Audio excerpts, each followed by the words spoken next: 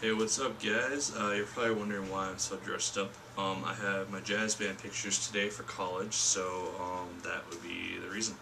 And I have to go there in about half an hour. I'm going to film before then on this book, the first book I've read for a college class. So once again, my name is Nick Pell, and for the second time now, I'm filming from my college dorm. Alright, today's book is Michael Crichton. If I say that wrong, I'm sorry. It's his novel, The Great Train Robbery. Yeah, I had to read this for my Modern World class, which is a class that talks about the French Revolution all the way to the present, or more or less to the present. And we're talking about the Industrial Revolution, so we had to read this for that. The book is approximately 329 pages. The chapters are fairly short. Every so often you'll get a 10 or so page chapter, but that's very rare.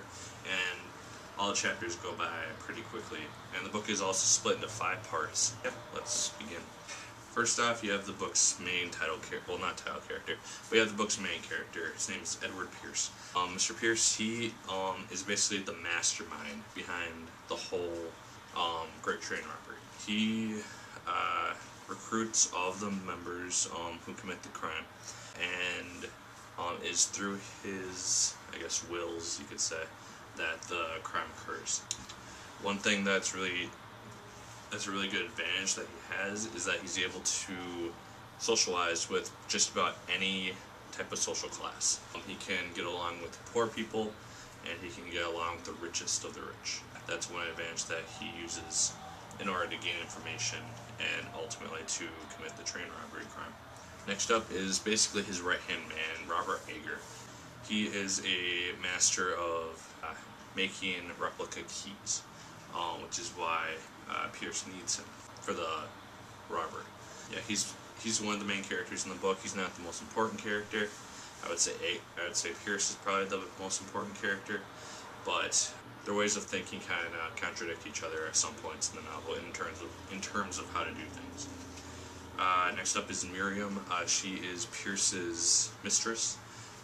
She doesn't have a huge role in the book, but she participates in some of the schemes that they have to pull in order to get information or to get into certain areas, because she's a very good actress. Then you also have Barlow. He doesn't really have a huge role. He's kind of the getaway man, and he's not always referenced to by his name, but always by his scar that runs across his face, or somewhere on his face. And so, yeah, if you see them talk about a bald man with a scar across his face, you'll know that that is Barlow. We also have Clean Willie. This is a person who was originally locked up in Newgate Prison, which is, at the time, the most highly secure facility. And he escapes in ways that I won't talk about here because it's a really cool escape process that he does. Pierce basically tells his last mistress, Clean Willie's last mistress, that Pierce needs him for a robbery. And so Willie sneaks out and he helps out Pierce.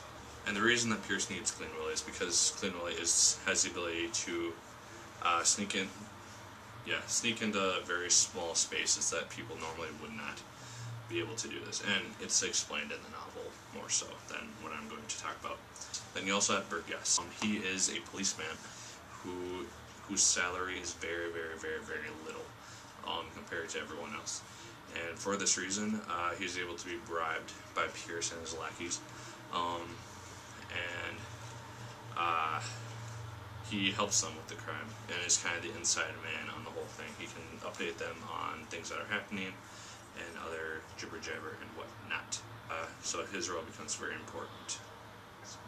Yep, he's gonna interrupt me for the second time. 2 times telling me. Alright! That basically wraps up the characters. Next up is the plot. The plot is simple enough. Basically, Edward Pierce, he recruits his group of criminals who help him to steal.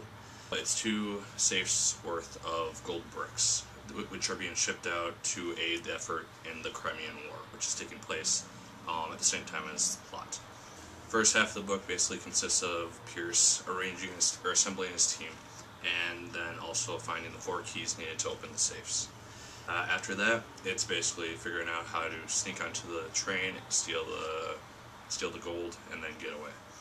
The story is told in kind of in a sense, backwards way, flashback way, because every so often it'll cut to the end where Pierce, Iger, and Burgess are being held on trial for the robbery, which the actual scene takes place in part 5, which is their apprehension. And yeah, it's basically those 3 people confessing everything that happened and how it all took place. Now, I'm pretty sure, because the author says this in the introduction, the book is a true story.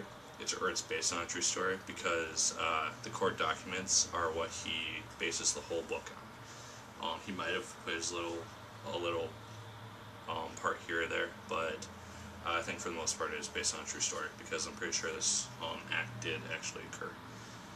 Moving on to themes, you got 4 themes that I can think of off the top of my head. You got deception, you got trust, you got justice versus injustice, and then you also have the technological advances of the time period. The book takes place during the Industrial Revolution, at the time where trains are just being basically accepted as a basic part of society. It kind of shows the implications of new technology advancing too fast for security protocols to kind of match up to it, and therefore the robbery is able to happen.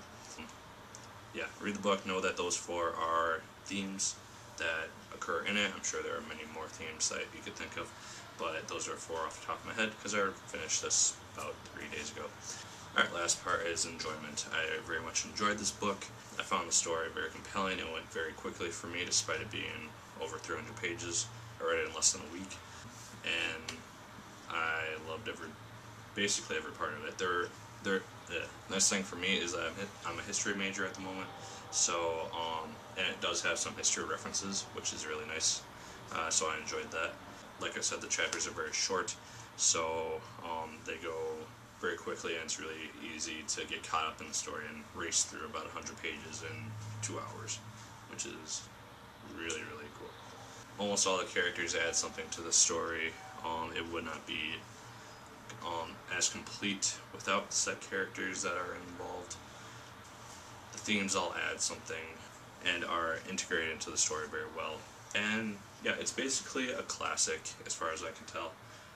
It's a New York Times bestseller, I know that for a fact, because it says on the title.